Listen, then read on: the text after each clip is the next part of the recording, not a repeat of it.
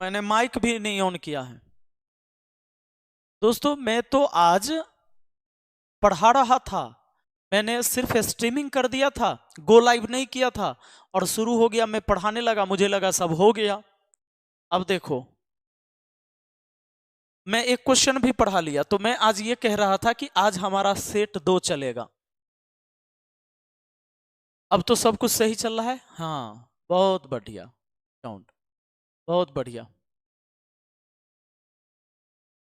कि तुझे हम ढूंढते हैं, हमें दिल ढूंढता है। अब तो आवाज जा रहा है जी। हम्म। तो अब हम शुरू करते हैं क्लास को। हमने क्या किया था कि क्लास पहले ही शुरू कर दिया था, हमने गो लाइव नहीं किया था, स्ट्रीमिंग करके हम शुरू हो गए। अब मेरे भाई, तो आज हम सेट 2 देखेंगे, प्रैक्टिस सेट 2। हमने पहले चैप्टर वाइज आपको मैथ पढ़ा दिया है। आपने अगर पीछे की क्लास, कोई भी स्टूडेंट ऐसा जिसने नहीं करा है, तो बाकी सारी वीडियो को जाकर देख लीजिए। मैंने लगभग 40-45 क्लास लिए हैं। उस क्लास को देखने के बाद आपको अलग से कुछ करने की जरूरत नहीं है। अब हम लोग तो ये प्रैक्टिस सेट शुरू करे हैं, ये इसलिए कि हमारा जो है ना प्रैक्टिस जारी रहे, इसके लिए है। आइए सबसे पहले आज का सवाल। आज का सवाल 9 और 36 का तृतीयानुपाती कितना होगा। जब भी आपसे तृतीयानुपाती कहा जाए तो फॉर्मूला होता है बी स्क्वायर बट्टा ए। बी का मतलब होता है दूसरी संख्या जो बाद में दिया जाएगा। तृतीयानुपाती का फॉर्मूला होता है बी स्क्वायर बट्टा ए। बी स्क्वायर बट्टा ए यानी 36 का स्क्वायर मतलब 36 गुना 36 और बट्टा में ए का मतलब पहली संख्या यानी 9। 9 चौके 36, 36 चौके 144। आपका आंसर हो गया 144। दोस्तों आपसे मध्यानुपाती भी पूछा जा सकता है। तो मध्यानुपाती जब भी आपसे कहा जाए तो मध्यानुपाती का फॉर्मूला होता है रूट अंडर ए बी। याद रखिएगा। तो रूट अंडर ए बी अगर मध्यानुपाती कहता तो 9 गुना 36 करते रूट के अंदर, इसमें से आता 3, इसमें से आता 6, हो जाता 18। ये हो जाता हमारा मध्यानुपाती। लेकिन हमें पूछा है तृतीयानुपाती, तो कोई दिक्कत नहीं है। आगे बढ़ते हैं, नेक्स्ट क्वेश्चन की तरफ चलते हैं। अगला सवाल हमारा क्या कहता है।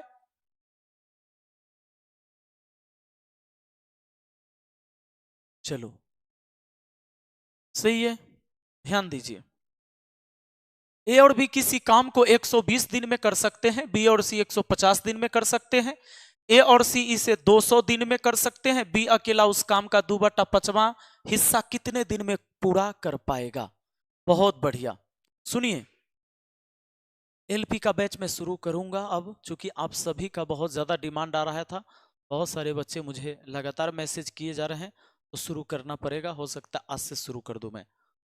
क्वेश्चन दिख रहा है आप लोग को, ये बताइए पहले मुझे। ऐसे ही ठीक है।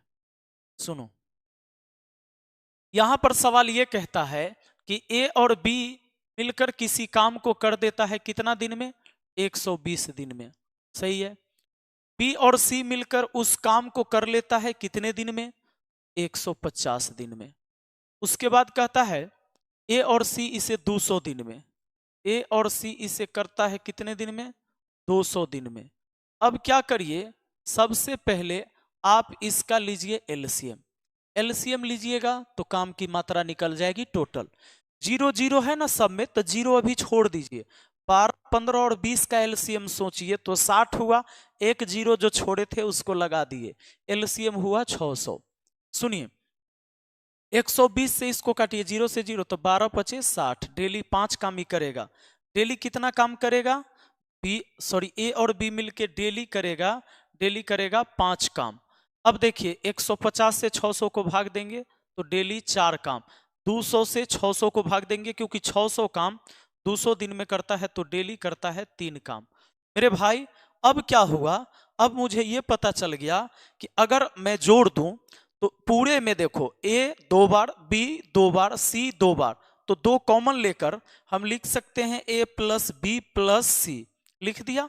उसके बाद देखो 5 4 9 3 12 काम, 12 काम।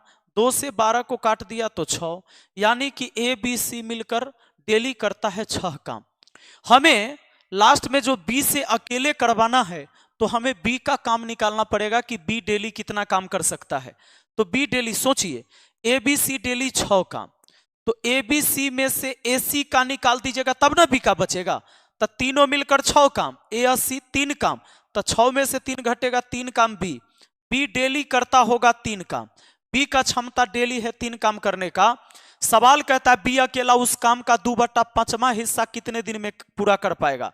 तो काम तो 600 है, 600 का 2/5वां हिस्सा कितना होगा, 5 से भाग दीजिएगा तो 12 दूना 24, 240 काम है। ये 240 काम करवाना है किससे, बी से। बी डेली 3 काम करता है, तो बी इस पूरे काम को कितना दिन में कर देगा, 3 × 8 = 24, यानी 80 दिन में कर देगा। हमारा आंसर 80 दिन हुआ, ऑप्शन बी आंसर हो गया जी, कोई दिक्कत नहीं है। सर क्लास कल क्यों नहीं हुआ था? कल क्लास सिर्फ इसलिए नहीं हुआ था कि वाईफाई का तार कहीं से टूट गया था, शायद बिजली का पोल गिर गया था, ऐसा मुझे बताया गया, इस वजह से। हाँ सर, एसएससी जीडी को भी साथ में लेके चलिए। ये एसएससी जीडी के लिए भी है मेरे भाई, ये देखो बिहार एसएससी और एसएससी जीडी लिखा हुआ है कि नहीं लिखा हुआ है, बताओ जरा।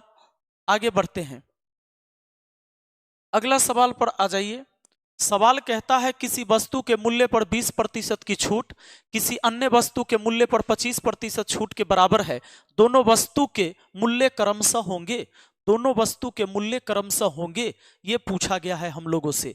एक बात बताइए, यहां सवाल कहता है किसी वस्तु के मूल्य पर 20% की छूट किसी अन्य वस्तु के मूल्य पर 25% की छूट के बराबर है, दोनों वस्तु के मूल्य के बराबर। अच्छा, पहले वाला का छूट बाद वाले छूट के बराबर है, यानी पहले वाला का राशि ज्यादा होना चाहिए, पहले वाला का राशि ज्यादा होना चाहिए, वही आंसर हो सकता है। मतलब चेक भी करेंगे उसी को जिसमें पहले वाला राशि ज्यादा होना चाहिए, क्योंकि कम छूट दे रहे हैं तो ज्यादा राशि का कम छूट, कम राशि का ज्यादा छूट, तभी बराबर होगा। तो ये दूगो खत्म। अगला देखते हैं, पहले का 20%, तो 50 का 20% कितना होता है, 50 का 20% कितना होता है, कहेंगे सर 5 दूना 10 रुपया, ये 10 रुपया छूट, तो 50 का 20% और 40 बचा, तो 40 का 25%। 25% का मतलब क्या होता है, 25% का मान 1/4 होता है, और 4 से मतलब 10, 10 रुपया इसका भी छूट, ये दोनों छूट आपस में बराबर है, यानी ऑप्शन सी बिल्कुल सही है। ऑप्शन सी बिल्कुल सही है, डी नहीं, ऑप्शन सी।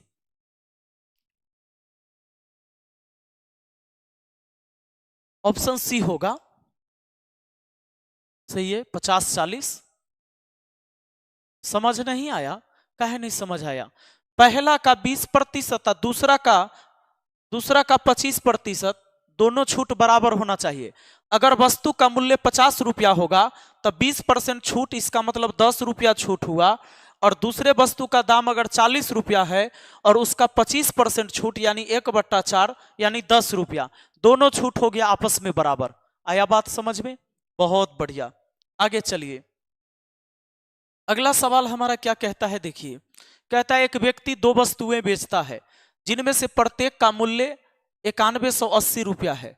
उसे एक वस्तु पर 8% का लाभ होता है और दूसरी वस्तु पर 15% की हानि होती है, उसका कुल लाभ या हानि कितना है? 2 वस्तु बेचता है और प्रत्येक वस्तु का जो विक्रय मूल्य है वो 9180 रुपया है, जिनमें से कहता है एक वस्तु पर 8% का लाभ होता है और एक वस्तु को बेचता है तो 15% की हानि होती है, तो उसका कुल लाभ या हानि कितना हुआ होगा, रुपया में पूछा है।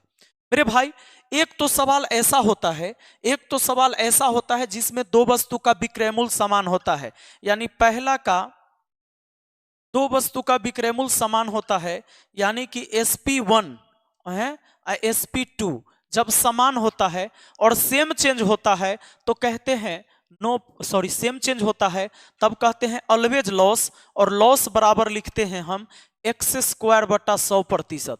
ये ऐसा तब फॉर्मूला लगाते हैं जब आपको कहा जाएगा 2 वस्तु का विक्रय मूल्य समान है और एक पर 10% लाभ, दूसरे पर 10% हानि, एक पर 12% लाभ, दूसरे पर 12% हानि, एक पर 15% लाभ, दूसरे पर 15% हानि, तो जितना लाभ उतने हानि, तब ये फॉर्मूला लगाते हैं कि हमेशा लॉस होता है।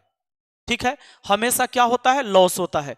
तो लॉस बराबर ये फॉर्मूला लगेगा जब 2 वस्तु का विक्रय मूल्य समान होगा तब। लेकिन इस सवाल में क्या हुआ है, इस सवाल में क्या हुआ है, 9180 रुपया है। प्रत्येक वस्तु का विक्रय मूल्य, एक को 8% लाभ पर दूसरे को 15% हानि पर बेचा, उसका कुल लाभ हानि क्या होगा। अच्छा 9180 रुपया विक्रय मूल्य है एक वस्तु का, तो टोटल विक्रय मूल्य कितना हो गया, टोटल विक्रय मूल्य, तो इसका डबल यानी 0, 8 दूना 16 के 6 हासिल 1, 1 दूना 2 1 3 और 9 दूना 18, 18,360 रुपया हो गया टोटल विक्रय मूल्य। अब टोटल क्रय मूल्य दोनों वस्तु का निकाल लेते हैं। कैसे निकाल सकते हैं, 9180 में बेचने पर 8% का लाभ होता है, तो 9180 में बेचने पर 8% का लाभ होता है, यानी विक्रय मूल्य 108% हुआ। तो क्रय मूल्य तो हमेशा 100% होता है, तो 108 से भाग दिए 1% का मान हुआ, 100 से गुना किए 100% का मान हुआ। अब देखिए दूसरा है, दूसरा ध्यान दीजिए, इसको काटिए 108 से, तो ये कट जाएगा 85 बार में, यानी कि ये आ जाएगा आपका 8500 क्रय मूल्य हुआ पहला वस्तु का। दूसरे का समझिए, 15% हानि पर बेचते हैं, 9180 विक्रय मूल्य है, 9180 विक्रय मूल्य है, 15% हानि पर विक्रय मूल्य हुआ 85%, यानी यह है 85% का मान। अगर क्रय मूल्य निकाले दूसरे वस्तु का तो 100 से गुना, 85 से इसको काटिएगा तो ये कट जाएगा आपको 108 बार में, तो ये हो गया 10,800, 10,800 दूसरे वस्तु का, तो दूसरे वस्तु का 10,800, पहले वस्तु का है 8500। अगर जोड़ देते हैं इसी में 8500 को लाके ऐड कर लेते हैं, तो टोटल सीपी पता चल गया कितना हो गया, 00 हो गया, 8 5 13 के 3 हासिल 1, 8 1 9, 19,300। अब बताइए अगर 19,300 रुपया आपका टोटल सीपी है और आप बेच रहे हैं कम में, बेच रहे हैं 18,360 में, तो आपको क्या होगा, लाभ की हानि, तो कम में बेचे हैं तो हानि होगा। हानि कितना का, 0, 10 में से 6 गया 4, ये 12 में से 3 गया, तो 12 में से 3 गया तो 9, यानी 940 रुपया, 940 रुपया का क्या हो जाएगा, हानि हो जाएगा। आंसर हो जाएगा ऑप्शन बी। डीएलएड का पेमेंट हो गया है लेकिन क्लास नहीं चल रहा है। एडमिट कार्ड डाउनलोड कब तक होगा अभी हमको नहीं पता, पता होगा तो तुमको भी पता करा देंगे। सुनो, एक ही बात कमेंट बार बार ना किया करो, हैं, पहले पढ़ाई पर ध्यान दो ना। एडमिट कार्ड जब डाउनलोड होगा तो तुम्हारा भी हो जाएगा, सबका हो जाएगा, हैं, लेकिन अगर ये तुम्हारे दिमाग में डाउनलोड नहीं रहेगा तो फिर वहां अपलोड नहीं कर पाओगे। सवाल कहता है किसी धनराशि पर 8% वार्षिक ब्याज की दर पर 5 वर्ष में प्राप्त होने वाला साधारण ब्याज 3,040 रुपया है, वह धनराशि ज्ञात करिए। अब बताइए 8% वार्षिक ब्याज की दर से 5 वर्ष में प्राप्त होने वाले साधारण ब्याज है 340 रुपया, तो 340 रुपया साधारण ब्याज है, जबकि साधारण ब्याज हो जाएगा 8 × 40%। इसका मतलब ये 40% का मान है तो 40 से भाग दे देंगे, मूलधन निकालना है तो 100% से गुना, यानी 100 का मान निकालना है आपको।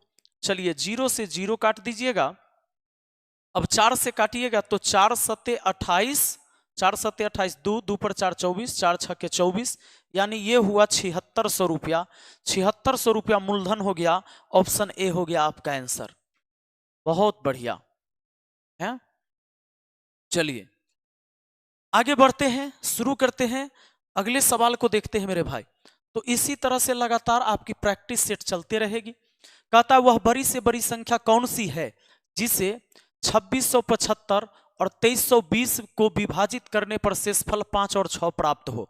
कहता है एक ऐसी बड़ी से बड़ी संख्या बताइए जिससे इसमें भाग दीजिएगा तो शेष 5 आएगा और इसमें भाग दीजिएगा तो शेष 6 आएगा। ऐसा जब भी दिया जाए तो जिसको जिसको भाग देना उसको ऊपर और जितना जितना शेष बचे उसको नीचे लिख दीजिए और घटा लीजिए। 2675 में से 5 घटाइए, 2670 हो गया।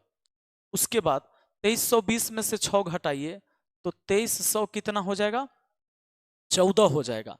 और इन दोनों का अंतर देख लीजिए कितना, इन दोनों का अगर अंतर निकालिएगा, इन दोनों का अंतर 2670 है इन दोनों का अंतर निकालिएगा। तो अंतर निकालिएगा तो बताइए 10 में से 4 घटा 6, ये बच गया आपका 6 में से 1 गया तो 5 है ना। 10 में से 4 गया 6, 6 में से 1 गया 5, ये बच गया आपका 5 में से 3 गया 2, 256। अब 256 जो डिफरेंस आया है ना, इस 256 को कौन काट सकता है? नहीं 16 गलती लिख दिया मैंने, 6 में से 3 गया 3, सॉरी ये 6 में से 3 गया 3, 356। अब देखिए तो ये तो होगा नहीं, 16 दूना 32, 8 दूना 16, नहीं होगा, ये नहीं होगा। इसको देखते हैं, 7 के पहाड़ा में 6 नहीं आता है, नहीं आएगा। 8 से देखते हैं, 8 दूना 16, 17 दूना 34, 1 35, ऑप्शन सी सही है। दोनों के डिफरेंस को जो काट देगा वही इसका मसा है। इन दोनों के डिफरेंस को जो बड़ी से बड़ी संख्या काट देगा वही इसका मसा है, बिल्कुल। चलिए आगे बढ़िए। देखो आप लोग को ये चीज कभी समझ में नहीं आएगा कि ये किस एग्जाम के लिए है। रे भाई, वो अगर लसा मसा का सवाल है तो लसा मसा का सवाल एसएससी जीडी में भी आता है, बिहार एसएससी में भी आएगा, यूपी पुलिस में भी आएगा, रेलवे के एग्जाम में भी आएगा, एसएससी सीएचएसएल सीजीएल एमटीएस में भी आएगा, आना ही आना है। तो सीखो आपके चैप्टर क्या है और उस चैप्टर के क्वेश्चन आपको पढ़ाए जा रहे हैं कि नहीं, इस बात को ध्यान देना चाहिए। हाँ एलपे के लिए पढ़ाएंगे जी, पढ़ाएंगे, अलग से पढ़ाएंगे। आ जाओ। 4 6 8 12 x का औसत 7 है, x 9 13 15 और y का औसत 9 है, तो 2x माइनस 3y का मान क्या होगा? जरा देखिए 4 6 8 12 और x का औसत 7 है, तो औसत 7 है कै संख्या का? 5 संख्या का। तो 7 पचे 35 हुआ और 35 हुआ, ये सब जोड़िए तब 12 8 20 6 26 और 4 30 हुआ, तो 30 प्लस x सब का योग हुआ 35, x का मान निकल के आया 5। यहां पर देखिए x के जगह आप 5 रख देंगे तो सभी संख्या का बोला औसत यहाँ 9, यहां पर कितना संख्या 1 2 3 4 5, 5 संख्या का औसत 9, तो 9 पचे 45 इसका योग हो गया, और सबको जोड़िए तो 15 13 28 28 9 28 और 9 37 5 42, यानी 42 प्लस y। अब देखिए y का मान कितना हो गया 3, y का मान 3, x का मान 5, तो x का मान 5, तो 5 दूना यहाँ 10 माइनस y का मान 3, तो 3 तिया 9, 10 में से 9 गया, एक आंसर आया, ऑप्शन ए आपका आंसर हो गया। आंसर हो गया आपका ऑप्शन ए। बहुत बढ़िया, आगे बढ़े। रेलवे के लिए भी पढ़ाऊंगा, उसके लिए मैं रिकॉर्डेड बैच लेके आऊंगा, ठीक ना। बहुत बढ़िया, आ जाओ। देखो यहां पर समझो जरा, कहता है कि दो संख्याओं का अनुपात 9:5 है, यदि बड़ी संख्या में 8 जोड़ा जाता है और छोटी संख्या में से 4 घटाया जाता है तो बड़ी संख्या छोटी संख्या से दुगनी हो जाती है, वह बड़ी संख्या निम्न में से कौन सी है? दो संख्या का अनुपात 9:5 है। मान लीजिए कि ये पहली संख्या है और ये दूसरी संख्या है, और दो संख्या का रेशियो है 9:5। दोस्तों अगर ये रेशियो में है तो दोनों में एक वेरिएबल x सटा सकते हैं, कुछ भी सटा सकते हैं, ज्योमेट्री भी पढ़ाएंगे जी पिंकी यादव। सुनिए, कहता है यदि बड़ी संख्या में 8 जोड़ा जाता है और छोटी संख्या में 4 घटाया जाता है तब बड़ी संख्या छोटी संख्या से दुगनी हो जाती है। सोचिए बड़ी संख्या में 8 जोड़ देंगे तो वो बड़ा ही रहेगा और बड़ा हो जाएगा कि नहीं, और छोटी संख्या में से 4 घटाई जाती है तो ये और छोटी हो जाएगी, तो ये जो छोटी संख्या है ना, बड़ी संख्या जो है छोटी संख्या के दुगना हो जाती है, यानी बड़ी संख्या जो है छोटी संख्या के दुगना के बराबर हो जाती है। ये देखिए 9x प्लस 8 हुआ, अब बराबर ये 5 दूना 10x प्लस सॉरी माइनस 4 दूना 8 हुआ, 10x में से 9x घट गया तो 1x 8 8 16, 1x का मान हो गया 16, 1x का मान 16, बड़ी संख्या कहा है 16 नामा 44 से 144 हो जाएगा, 144 यानी आंसर हो जाएगा ऑप्शन सी। बहुत बढ़िया। धुरीना पर डीएलएड का पेमेंट हो गया लेकिन आपका क्लास नहीं चल रहा है। एक नंबर लिखिए 79 70 35 27 39, इस नंबर पर यही समस्या आप लिख के व्हाट्सएप कर दीजिए, 10 बजे तक आपके समस्या का समाधान हो जाएगा। 79 70 35 27 39, अगर आपका पेमेंट हो गया है तो वो पेमेंट चेक करेगा और उसके बाद आपके समाधान किया जाएगा। ये नंबर लिख लीजिए 79 70 35 27 39। आगे बढ़ते हैं। अगले सवाल की तरफ। आप लोग लाइक तो अब करते नहीं हैं, चलिए भूल गए शायद आप लोग। एक बात बताइए, सवाल नंबर 9 है, किसी कक्षा के दो वर्ग ए और बी है जिनमें क्रमशः 38 और 42 छात्र है। यदि वर्ग ए के छात्र का औसत वजन 55 किलोग्राम और वर्ग बी के छात्र का औसत वजन 32 किलोग्राम है, तो कक्षा के सभी छात्र का औसत वजन क्या होगा? मेरे भाई, दो वर्ग हैं ए और बी, तो ए और बी में छात्र की जो संख्या है वो संख्या दिया हुआ है कितना कितना जानते हैं? संख्या दिया हुआ है 38 और 42। इसको काट के छोटा कर सकते हो। जब कभी भी संख्या का रेशियो दिया जाए 2 वर्ग 3 वर्ग 4 वर्ग में, तो उसको काट दो। काट के 38 का आधा 19 लिख लीजिए और 42 का आधा 21 लिख दीजिए, ताकि गुना अब आसान हो जाएगा हमारा। अब सुनिए, यदि वर्ग ए के छात्र का औसत 55 है और वर्ग बी के छात्र का औसत 32 है, ये 32 है और ये 55 है, तो 55 को ऐसा करे कि इसमें भी 32 होगा। 55 में 32 होगा कि नहीं होगा? तो अगर मैं 32 लिख लेता हूं तो प्लस में और कितना लिखना पड़ेगा? 23, तभी तो 55 होगा। तो देखिए, यानी ये 32 है, ये भी 32 है, प्लस 23 है। तो 32 अगर सबका एवरेज रहता तब तक कोई दिक्कत नहीं है। 21 विद्यार्थी का एवरेज 32 रहता, 19 का भी 32 रहता, तब पूरे का औसत 32 आता। लेकिन ऐसा बात नहीं है, इसका 23 ज्यादा है। ऐसे कितने स्टूडेंट का? 19 स्टूडेंट का।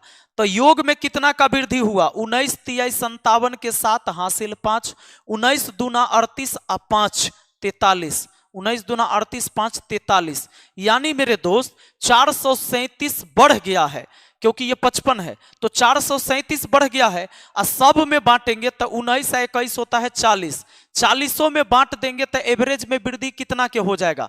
तो एवरेज में जो वृद्धि होगा, एवरेज में वृद्धि जो होगा वो हो जाएगा लगभग, देखिए 40 से 10 9 गुना, तो 40 का 9 गुना आप क्या कह सकते हो? 9 चौके 36, 360। 40 का 10 गुना 400, 10 से भी ज्यादा, 10 से भी ज्यादा, 11 चौके 44, 10 से ज्यादा। तो 10 से ज्यादा वृद्धि होगा 10 दशमलव कुछ, यानी 32 जो एवरेज है उससे 10 ज्यादा, 32 10 42 पॉइंट कुछ होगा। तो 42 पॉइंट कुछ होगा, वो ऑप्शन सी होगा। हाँ सर, स्टेट मैथ क्लास चलाइए प्लीज। देखो इतने सारे एग्जाम हैं, अलग अलग एग्जामों के लिए मैं क्या पढ़ाऊं हैं? ये मास्टर बैच है, समझ लो। इस बैच को पढ़ के आप सारी चीजें क्लियर कर सकते हो। ध्यान दीजिए, यहां पर आइए, ध्यान दीजिए। सवाल है 42 भागा 9 का 6 माइनस ब्रैकेट के अंदर है 64 भाग 48 गुना 3 माइनस 15 भाग 8 गुना ब्रैकेट के अंदर है 11 माइनस 17 भागा 9, फिर लास्ट में है भागा 14। इसका मान पूछा गया है। जरा गौर करिएगा। तो यहां पर आपको एक बात याद रहना चाहिए ना, बोडमास। बोडमास आता है कि नहीं? BODMAS, बोडमास यही तो है। बी मतलब ब्रैकेट, ब्रैकेट का काम। ओ मतलब ऑफ, ऑफ यानी का। ये का ऐसा है, का मतलब गुना, जो भाग से भी पहले का है। मल्टीप्लाई, गुना, ऐड माने जोड़, सबट्रैक्ट माने घटाओ। सुनो, कहने का मतलब ये ऑफ जो होता है ये भाग से पहले का भी काम होता है। दूसरी चीजें, ब्रैकेट यहां है, ब्रैकेट ये देखिए, ये ब्रैकेट है ना, इस ब्रैकेट के अंदर की काम पहले होगी। एक काम और करिए, ये माइनस है तो माइनस को आप बाउंड्री बोल सकते हो, माइनस के उधर उधर काम करो। तो यहां पहले इस भाग से पहले ही गुना होगा, 9 छक्के 54, 54 आएगा भाग में, यानी 42 बट्टा क्या लिख सकता हूं मैं? 54 लिख सकता हूं, माइनस माइनस। ब्रैकेट के अंदर की सारी बातें अगर मैं इसको सॉल्व करूं तो मुझे मिलेगा 11 में से 17 घटेगा तो कितना आएगा? 18। यहां माइनस है, इससे पहले की बात को समझिए। ये 64 है, जिसके आगे भाग का चिन्ह है उसको भेज दीजिए बट्टा में, बाकी गुना 3 है तो रहने दीजिए, माइनस। ये देखिए 15, जिसके आगे भाग का चिन्ह उसको भेजिए बट्टा में, गुना। गुना क्या होगा? 11 में से 17 घटेगा, -6 होगा। और ये देखिए भागा लास्ट में 14, ये ब्रैकेट के बाहर है भागा 14। अब काटिएगा 3 से 16 बार में, तो 16 चौके यहाँ 64 कट गया। अब अगर काटते हैं 3 से, सॉरी 2 से, 2 से काटिएगा 4 बार में, 2 से काटिएगा 3 बार में,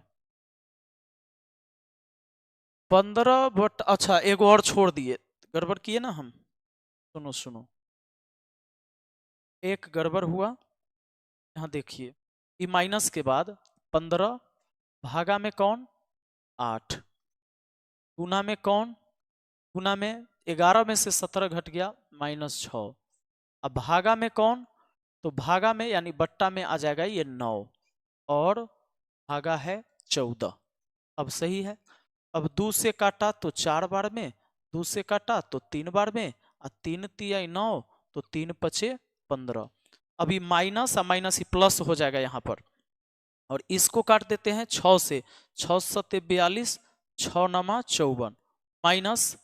अब ये बताइए अंदर कितना बचा, ये 4 हुआ, यहाँ 5/4, ये माइनस माइनस प्लस हुआ, यानी 4 प्लस, ये देखिए ये +5 अब बट्टा में कितना 4, यानी कि 4 चौका 16, 5 21, तो इस ब्रैकेट के अंदर हो गया आपका 21/4, और इसी का भागा है आपका कितना 14, 14 बट्टा में आ जाएगा।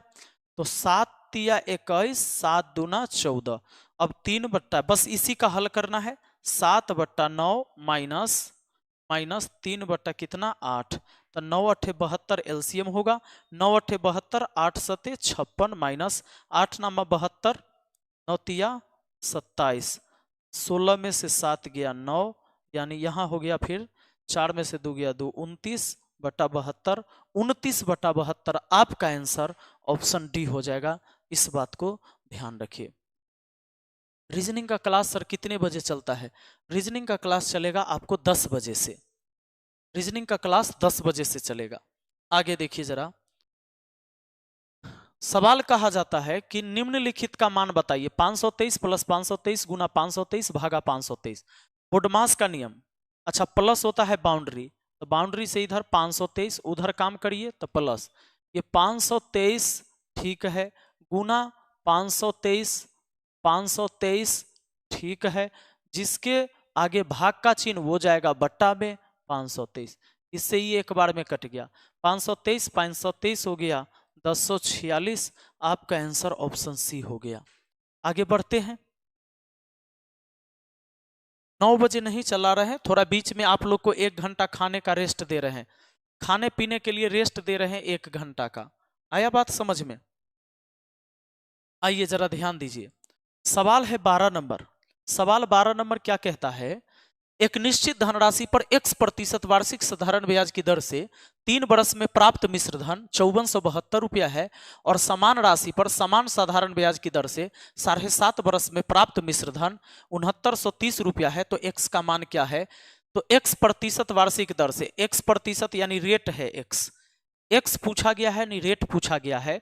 अब बताइए 3 साल में हुआ 5472 और 7 साल में 6993, तो ये जो 6993 आया है कितना दिन में? 7.5 साल में, और 5472 कितना दिन में था? 3 साल में। 5472 घटा लेंगे तो हमें ये मिल जाएगा कि ये जो आपका 3 वर्ष और 7.5 वर्ष में 4.5 ईयर का, तो 4.5 मतलब 9/2, तो 9/2 ईयर का ब्याज निकल के आ जाएगा।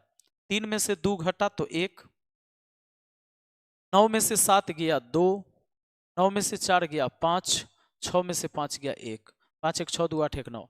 अब देखिए ये 9 साल, 9/2 साल का इतना है, 9/2 मतलब 4.5, अरे भाई 7.5 और 3 में अंतर 4.5, और 4.5 को 9/2 लिखा जा सकता है, तो 9/2 साल का इतना, तो 1 साल का कितना? 1 साल का, तो 1 साल का होगा ये 1521 में इतना से भाग लगेगा, तो 9 से भागा 2 चल जाएगा ऊपर, 9 से इसको काटिएगा, 9 एकम 9, 9 एकम 9, 6 6 6 पर 2 62, 9 6 के 54 8, 9 9 81, यानी हो जाएगा 9 दूना 18, 16 दूना 32, 1 33, 338 रुपया हो जाएगा 1 साल का। सही भाग दिया ना? 9 एकम 9, 6 6 पर 2 62, 9 6 के 54, 8 8 पर 1 81, 9 9 81, ठीक है, तो 338 रुपया हो गया 1 साल का। 1 साल का 338 हो गया। अगर आप ये निकालना चाहते हैं, आप ये निकालना चाहते हैं कि मूलधन क्या रहा होगा, तो मूलधन निकालने के लिए एक काम करना होगा, पता है क्या? मान लीजिए 3 बरस में 5472 हुआ, तो 5472 हो गया 3 साल में। 1 साल का ब्याज है 338, तो 3 साल का ब्याज कितना? 3 साल का ब्याज कितना? 3 से गुना, 8 3 24 के 4 हासिल 2, 3 3 9 2 11 के 1 2 24 हो गया, 3 3 9 और 2 11 1124। यानी कहीं मैंने गलती किया है क्या? एक बात बताओ। गलती 6930 है, 6993 लिख दिया मेरे भाई, मैंने यहां गड़बड़ किया है। सुनो, सवाल यह था कि x% वार्षिक साधारण ब्याज की दर से 3 बरस में हुआ इतना और 7.5 बरस में हुआ इतना, तो ये 6930 है, 6930 है, मैंने 93 लिख दिया था, 6930 है, 5472 है, 5472 है। अगर मैं घटा देता हूं तो 3 साल और 7.5 साल में अंतर हुआ 4.5 का, और 4.5 को ऐसे न लिख के 4 दूना 8 है 1 9 लिख सकता हूं, 9/2 साल लिख सकता हूं। तो 9/2 ईयर का जो ब्याज होगा वो कितना होगा? 10 में से 2 घटा तो 10 में से 2 घटा 8, 12 में से 7 गया तो 5, 8 में से 4 गया तो 4, और ये बस बात खत्म। नहीं, एक और आ गया, 4 1 5 5 10 8 18। तो 1 ईयर का ब्याज कितना होगा? 1 ईयर का ब्याज तो 1458 को भाग देंगे हम ये 9 से, और 2 चल जाएगा ऊपर, तो 9 से 9 एकम 9, 6 6 पर 5 65, 9 6 के 54, 9 6 के 54, तो शेष कितना बच जाएगा? 9 7 63 लगा दीजिए, 9 7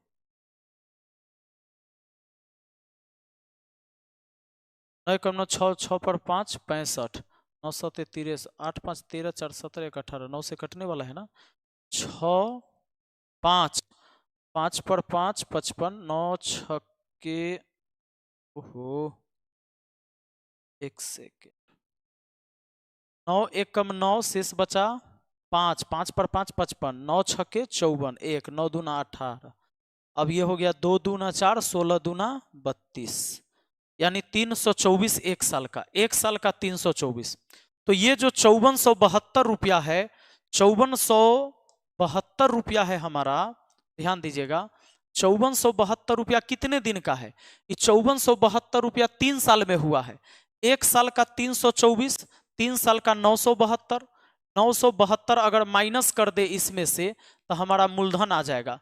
तो बताइए 72 72 तो डबल जीरो हो गया, 9 6 के 54, 9 5 45, यानी 4500 हो जाएगा। अब ये 4500 मूलधन है, 4500 मूलधन है। स्कूल नहीं जा रहा है किट्टू? बंद है? पिटा जाएगा, कह दीजिए, पिटाएगा, पक्का पिटाएगा। देखो 324 रुपया 1 साल का ब्याज है, वो आया है किस पर? तो 4500 पर, 4500 पर। प्रतिशत में लाएंगे तो 100% से गुना कर देंगे। रेट देखिए 2 जीरो से 2 जीरो कट गया। अब अगर आप काटते हैं तो 9 से काट सकते हैं 5 बार में, 9 से 3 2 5 4 9, 9 तिया 27, 9 छके 54, 36 दूना 72, 5 दूना 10, यही होगा 7.2% होगा। यही हो गया परसेंटेज ब्याज, जो रेट हो गया है ना। चलो, परसेंटेज ब्याज रेट ही होता है, परसेंटेज ब्याज क्या होता है? रेट होता है। आइए इस सवाल को देखिए, कहता है 3 संख्याएं 4 9 13 के अनुपात में है और उनका लघुत्तम समावर्तक 2340 है, उनका महत्तम समावर्तक क्या होगा? तो 3 संख्याएं हैं, पहली दूसरी और तीसरी, 3 संख्याएं का रेशियो है 4:9:13 में। अब देखिए इनका जो एलसीएम होगा वो इसका गुणनफल हो जाएगा, इसका गुणनफल हो जाएगा एलसीएम, जबकि एलसीएम है 2340। तो एलसीएम 2340 है, क्योंकि सभी संख्या अलग अलग है, कोई किसी में कॉमन नहीं है। तो एलसीएम होगा 4 गुना 9 गुना 13, ये एलसीएम हो गया। तो एलसीएम की तुलना एलसीएम से, यानी एलसीएम में एलसीएम से भाग दे दिए, एलसीएम इतना, जबकि एलसीएम इतना, तो इतना से भाग दे दिए, एक यूनिट का मान। और एचसीएफ निकालना है तो एचसीएफ इसका 1 होगा, इसका एचसीएफ क्या होगा, 1 होगा, तो 1 से गुना कर दीजिए। अब आप काटे तो 4 3 7 2 9, 9 से काट दीजिए ना, 9 दूना 18, 5 5 पर 4 54, 9 छक्के 54, 0। 13 से काट देंगे, 13 दूना 26, 20 बार में। 4 से काट देंगे 5 बार में, 5 एक कम 5, 5 आएगा। इसका मतलब इसका मौसा 5 हो जाएगा, इसका मौसा कितना हो जाएगा, 5 हो जाएगा। बहुत बढ़िया। तो हमारा ये चल रहा है प्रैक्टिस सेट। तो प्रैक्टिस सेट में आप लगातार बने हैं। और देखिए जरा अगला सवाल क्या कहता है। टाइम एंड वर्क का एक खतरनाक सवाल आपके सामने। सवाल है, ए किसी कार्य का 2/5 भाग 6 दिन में करता है। इसका मतलब ए पूरा काम कितना दिन में करता होगा, इतना बराबर 6 दिन लिख लीजिए, 2 तिहाई 6, 5 तिहाई 15। ए पूरा काम 15 दिन में करता होगा। अच्छा बी जो है 30% भाग काम 3 दिन में। 30% का मान कितना होता है, 3/10 भाग काम, ये 3 दिन में। इसका मतलब 3 से 3 एक बार में, पूरा काम 10 दिन में। पूरा काम बी करता है 10 दिन में, पूरा काम करता है 10 दिन में। अब सवाल कहता है उन्होंने 4 दिन एक साथ काम किया। 4 दिन एक साथ काम किया, शेष काम को अकेला सी 6 दिन में पूरा किया। अब एक बात बताइए, 4 दिन साथ में काम किया ना, कोई भी 2 व्यक्ति मिलकर जब साथ में काम करता है तो एक दिन में a प्लस बी बट्टा ए बी भाग काम करता है। 2 व्यक्ति मिलकर जब काम करेगा तो a प्लस बी बट्टा ए बी भाग काम करता है एक दिन में। तो अब बताइए 15 10 ऊपर जोड़ दिए तो 15 10 हुआ 25, नीचे रहने दीजिए गुना में, 15 गुना 10। ये एक दिन का काम है, 4 दिन साथ में किया, 4 से गुना हो गया। तो यहां निकल गया ए और बी 4 दिन में कितना काम किया, ए और बी 4 डे में। तो 4 डे में देखिए आप काटेंगे तो 4 का आधा 2, 10 का आधा 5 और 5 25, तो 5 तिहाई 15। यानी मेरे भाई 2/3 भाग काम कर दिया, तो शेष काम कितना बचा, शेष काम 3 में से 2 घटाइए 1, 1/3। 3 में से 2 काम हो गया है तो 3 में से 1 काम बचा है। यही शेष काम को सी अकेले 6 दिन में कर देता है। सी अकेला 1/3 भाग काम 6 दिन में कर देता है, यानी सी पूरा काम 3 छक्के 18 दिन में कर देगा। सी पूरा काम 18 दिन में कर देगा। अब कहता है बी और सी मिलकर मूल कार्य का 70% भाग कितना दिन में पूरा करेगा। 70% का मतलब है 7/10 भाग काम करवाना है। 7/10 भाग काम करवाना है तो दोनों मिलकर पूरा काम जितना दिन में कर सकता है उसका 7/10 भाग लगेगा समय। तो बी और सी की बात हो रही है, तो बी कोई काम 10 दिन में, सी कर सकता है 18 दिन में। ये भाग का फॉर्मूला है। अगर दिन का फॉर्मूला लिखना है तो ए बी बटा ए प्लस बी दिन भी कह सकते हैं। पार्ट एवं डे एक दूसरे का उल्टा होता है, पार्ट का उल्टा डे होता है।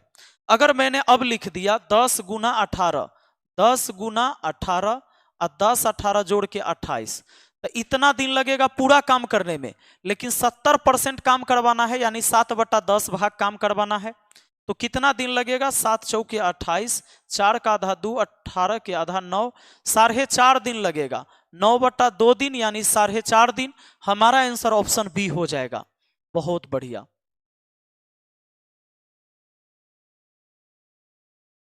आइए अगले सवाल पर आइए। इस सवाल को देखिए, कहता है कि 5 वर्ष पूर्व एबीसी की आयु का अनुपात 4:5:6 का था। उनकी वर्तमान आयु का योग 135 वर्ष है। अब से 3 वर्ष बाद बी और सी की आयु का योग क्या होगा। मेरे भाई यहां पर ए बी सी की आयु का अनुपात 4:5:6 है। ए बी सी के आयु का जो अनुपात है वो 4, 5 और 6 है। ठीक है, लेकिन ये कब, 5 वर्ष पहले, 5 वर्ष पूर्व, 5 वर्ष पूर्व है आयु का रेशियो 4:5:6 में। अब कहता है उनकी वर्तमान आयु का योग 135 वर्ष है वर्तमान में। तो 135 तो वर्तमान में है, 5 साल पीछे जाइएगा तो तीनों घटेगा 5-5 साल, यानी 15 साल घट जाएगा। 120 वर्ष रहा होगा 5 वर्ष पहले। क्यों जाएंगे 5 वर्ष पहले, क्योंकि ये रेशियो हमें 5 वर्ष पहले का है। तो 5 वर्ष पहले का रेशियो है तो 5 वर्ष पीछे चल गए। तो 120 वर्ष तीनों का योग आया 5 साल पहले, जबकि 5 साल पहले योग होगा 6 5 11 4 15 का। 15 से भाग देंगे, 15 8 20 से अनुपात 1 का मान, यानी 1 यूनिट का मान आपको निकल गया 8। 1 यूनिट का मान 8, इसका मतलब है कि यह व्यक्ति 8 चौके 32 वर्ष का रहा होगा उस टाइम, और यह व्यक्ति 8 छक्के 48 वर्ष का रहा होगा उस टाइम। सवाल कहता है बी और सी की आयु का योग क्या होगा अभी कब? 3 बरस बाद। अब से 3 बरस बाद बी और सी की आयु का योग क्या होगा? सोचिए, 5 बरस पहले है इतना, तो 5 जोड़िएगा तो वर्तमान में आएगा, और 3 बरस और जोड़िएगा तो 3 साल बाद जाएगा। इसमें भी 5 साल पहले का उम्र है, 5 जोड़िए वर्तमान में आएगा, 3 और जोड़ दीजिए 3 साल बाद होगा। तो 32 8 हो गया एक व्यक्ति 40 साल का, और सी हो जाएगा 5 आ 3 8, 48 8 कितना का? 56 का। तो कितना हो जाएगा जी? 6 और 6 5 11, 5 4 6 और 5 4 9, 96 हो जाएगा, और आपका आंसर हो जाएगा ऑप्शन डी। हो जाएगा कि ना? अच्छा, ये ए और हमने क्या निकाल दिया? ए और सी का निकाल दिया। हमसे पूछा है बी और सी का, तो बी और सी का कहा है तो ई नहीं रखेंगे, बी और सी का ये तो हमारा हो गया 56 साल, और यह हो जाएगा मान लीजिए 8 5 40, 40 अभी का, तो 5 साल और सॉरी ये 5 साल पहले का 40, 5 जोड़ेंगे वर्तमान में, 3 और जोड़ देंगे तो 48 हो गया। इसका मतलब 48 प्लस 56, 8 6 14 के 4, और 5 4 9 1 10, 104। 104 नहीं है, गड़बड़ है, तो ऑप्शन सुधारना होगा, ठीक ना? 96 सर बी और सी कहा है, बी और सी कहा 3 बरस बाद बी और सी के आयु पूछा गया है। ये तो पता चल गया ना, ये तो पता चल गया 6 5 11 4 15, 15 8 20 से, यानी 8 6 के 48, 8 5 40, 8 चौके 32, और जाना है 5 बरस पहले का है, 3 बरस बाद जाना है, तो सब में 8 8 जुड़ेगा, तो 8 जुड़ेगा तो ये हो जाएगा 8 इसमें जोड़ दीजिए, 8 इसमें जोड़ दीजिए, 48 8 कितना होता है? 56, 8 8 16, 4 1 5 56, ये हो जाता है 40 8 48, 8 6 14, 104 आ जाता है। 104 ऑप्शन में नहीं है, गलत है, 104 सही होगा। बी और सी का पूछा जाएगा तो 104, ठीक ना? बी और सी का पूछा जाएगा तो 104 होगा, कोई दिक्कत नहीं है। आइए अगला सवाल देखिए, यदि एक निश्चित धनराशि पर 9% वार्षिक ब्याज की दर से 2 वर्ष का चक्रवृद्धि ब्याज 3762 रुपया है, तो वह धनराशि कितनी है? अब बताइए, 9% के दर से, 9% के दर से यानी 9/100, 100 रुपया पर 9 रुपया ब्याज। तो मूलधन और मिश्रधन की अगर बात करें, 100 रुपया मूलधन, ब्याज है 9, तो मिश्रधन 109, स्क्वायर कर दीजिए, 2 साल है इसीलिए स्क्वायर कर लीजिए, और देखिए ये कितना हो गया? तो 10,000 हो गया ना, ये 10,000, और ये कितना हो गया? 9 के स्क्वायर 81, 109 में 9 और जोड़ दीजिए 118, यानी 11,881। अब कितना? तो 1181 एक्स्ट्रा हो गया कि नहीं? हाँ नहीं नहीं नहीं, 1881 एक्स्ट्रा हो गया ना, 11,881 है, तो 1881 हो गया ब्याज। ये मूलधन, ये मिश्रधन, ये ब्याज। ब्याज दिया है 3762, तो ब्याज की तुलना ब्याज से करेंगे। 3762 रुपया में है, यूनिट में है, तो ये भी ब्याज है, ये भी ब्याज है, तो 1881 से भाग देंगे, 1 यूनिट का मान हो गया। और हमें निकालना है मूलधन, तो 10,000 को गुना करेंगे, इससे इसको भाग दिए 2 बार में, 10,000 का दुगुना 20,000 हो जाएगा। हमारा आंसर 20,000, ऑप्शन बी आंसर हो जाएगा। बहुत बढ़िया। मूलधन का तुलना मूलधन से, मिश्रधन का तुलना मिश्रधन से, ब्याज का तुलना ब्याज से करते हैं, और जिसका निकालना होता है उससे गुना करते हैं। दोस्तों सवाल है, यदि एक त्रिभुज की भुजाएं 21 सेंटीमीटर, 35 सेंटीमीटर, 28 सेंटीमीटर है, इसके अंतः त्रिज्या की माप क्या होगी? कोई त्रिभुज है और इस त्रिभुज के अंतः वृत्त की त्रिज्या आपको अगर निकालनी है, तो रेडियस के बराबर होता है डेल्टा बट्टा एस। तो तो ये जो रेडियस बराबर डेल्टा बटा एस होगा, डेल्टा मतलब त्रिभुज का क्षेत्रफल और एस का मतलब होता है अर्ध परिमाप। तो सबसे पहले अर्ध परिमाप पता कर लीजिए। अर्ध परिमाप कैसे करिएगा, सबको जोड़िएगा। तो 8 5 13 1 14 के 4 हासिल 1 2 3 5 2 7 1 8 84। 84 को 2 से भाग दे देंगे 42। अर्ध परिमाप हो गया 42। तो त्रिभुज का क्षेत्रफल निकालने का फॉर्मूला तो आप जानते हैं, S into S minus A S minus B. जानते हैं कि नहीं जानते हैं? एस माइनस सी जानते हैं ना। तो आप फॉर्मूला लगाएंगे, एस के जगह पहले लिख दिए 42, उसके बाद एस में से ए घटेगा यानी 21 घटेगा तो 21 बचेगा। एस में से बी घटेगा 35 घटेगा तो 7 बचेगा। एस में से सी घटेगा तो 14 बचेगा, यानी 42 में से 28 घटेगा 14। अब आप ऐसे लिख सकते हैं ना, इसको 14 तिहाई 42, 14 तिहाई 42, 1 14 1 14 तो एगो 14 बाहर आ जाएगा 2 14 में से। उसके बाद देखिए 21 को लिख सकते हैं 7 तिया 21, 2 गो 7 में से 1 7 बाहर आ गया। और सुनिए ये 2 गो 3 में से 1 3 बाहर आ गया। तो यही हो गया त्रिभुज का क्षेत्रफल। त्रिभुज का क्षेत्रफल इतना आपको निकालना है। आर निकालना है तो त्रिभुज का क्षेत्रफल 14 गुना 7 गुना 3 और एस मतलब अर्ध परिमाप सेमी पेरीमीटर, इससे 42 से भाग दे दीजिए। तो 42 से भाग दीजिए, 14 तिया 42 खत्म। 7 सेंटीमीटर हो गया इसकी त्रिज्या। इस त्रिभुज की त्रिज्या हो गया 7 सेंटीमीटर। सर मैथ मस्ती जेल में कैसे जाए? ये पुरानी वीडियो आपने देख लिया। मैथ मस्ती जेल चलती थी लॉकडाउन से पहले, वो बंद हो गई है, मत जाइए मैथ मस्ती जेल में। सवाल है, एक दुकानदार के पास कुछ खिलौने हैं, वह 2/3 खिलौने को 35% के लाभ पर और शेष खिलौने को 10% हानि पर बेचता है, उसका कुल प्रतिशत लाभ कितना है? देखिए 2/3 की बात हुआ है, 2/3 की बात हुआ है, 35% की बात हुआ है। 35% का फ्रैक्शन वैल्यू कितना होगा? 35। देखो 35 और प्रतिशत का मतलब बट्टा 100। 5 से काटेंगे 7 बार में, 5 से काटेंगे 20 बार में, 7/20 है ना। उसके बाद एक क्या है 10%। 10% का मान 1/10। 20 10 और 3 का एलसीएम ले लीजिए, 60 हो जाएगा। यानी समझ लीजिए कि वो 60 खिलौना है, 60 खिलौना है और 60 खिलौना जो है, 60 खिलौना जो है सब 1-1 रुपया का खिलौना है, खरीदा हुआ सिर्फ 1-1 रुपया का है। 60 गो खिलौना है, ये समझ लो। बस इस सवाल को बनाने का तरीका समझ लो कितना सिंपल है। 60 खिलौना है, हमने किसका किसका एलसीएम लिया? जिस जिसका काम है उसके बट्टा वाला का सबका एलसीएम ले लिया। अब बताओ, कहता है एक दुकानदार के पास कुछ खिलौने हैं, वह 2/3 खिलौने 35% के लाभ पर, इसका 2/3 तो 60 का 2/3 कितना होता है? आसानी से कट जाएगा, 3 से 20 बार में 20 दूना 40, तो 40 गो इधर तो 20 गो बचा इधर, 2/3 तो 1/3।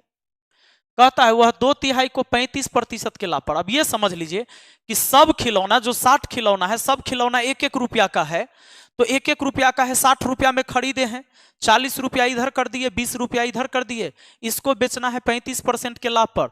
तो 40 का 35% कितना आता है? आप कहते हैं 7/20 आता है।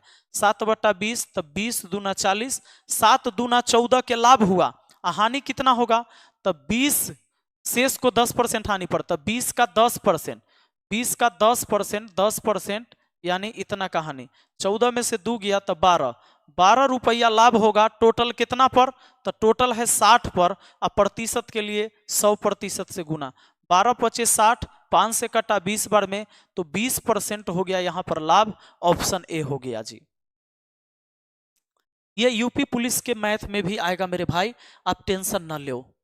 अगर तुम्हें लगता है कि यहां हम यूपी पुलिस लिख देंगे तभी ये आएगा एग्जाम में, तो ये तुमको गलत लग रहा है ना।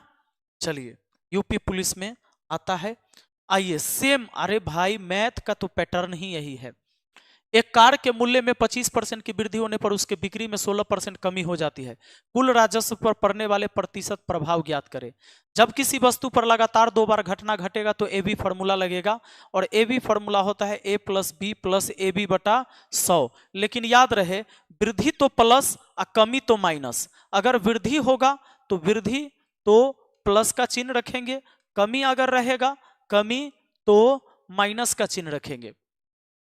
पहले 25% की वृद्धि हुआ तो ए का मान प्लस में, फिर 16% कमी हुआ यानी माइनस में, फिर दोनों गुना करके तो 25 गुना 16 बट्टा में कितना 100, 25 चौका 100, 4 चौका 16, 16 4 20, 25 में से 20 घटेगा तो आएगा कितना 5% का क्या होगा प्लस में आया लाभ होगा 5%, 25% की वृद्धि 16% की कमी,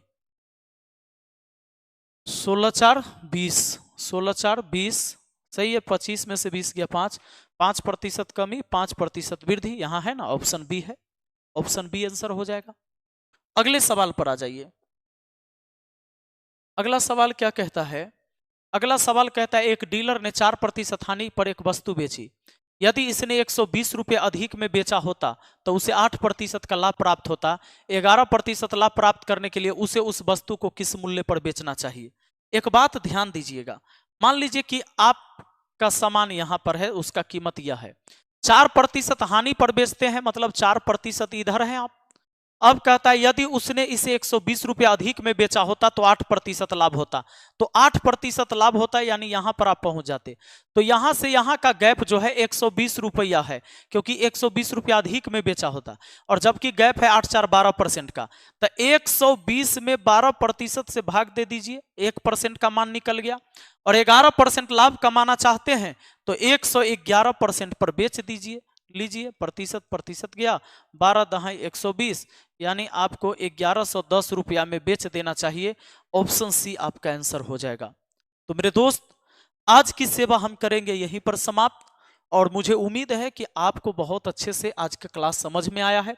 कल से आप लोग शुरू रहेंगे और डेली की क्लास जो मैथ की प्रैक्टिस सेट चलेगी, ये अभी सेट लगातार चलेगा, ये दूसरा सेट था आपका, ये लगातार चलेगा। और सुबह 8 बजे से अभी से फिर 10 बजे से रीजनिंग का क्लास होगा जो गुरुदेव पढ़ाएंगे, राघव सर। तो 10 बजे से आपके रीजनिंग का क्लास होगा। 10 बजे से रीजनिंग का क्लास न करना भूलें, लगातार मैथ और रीजनिंग पर पकड़ बनाइए फिलहाल। और बाकी शाम में डीएलएड वाले बच्चों के लिए सारे विषय चल रहे हैं, तो 1 घंटा हम इधर से मेहनत करते हैं, आप भी मेहनत करिए, ठीक है। और बहुत ही बढ़िया क्वेश्चन था, अच्छे लेवल का क्वेश्चन था, है ना। चलिए, thank you, best of luck.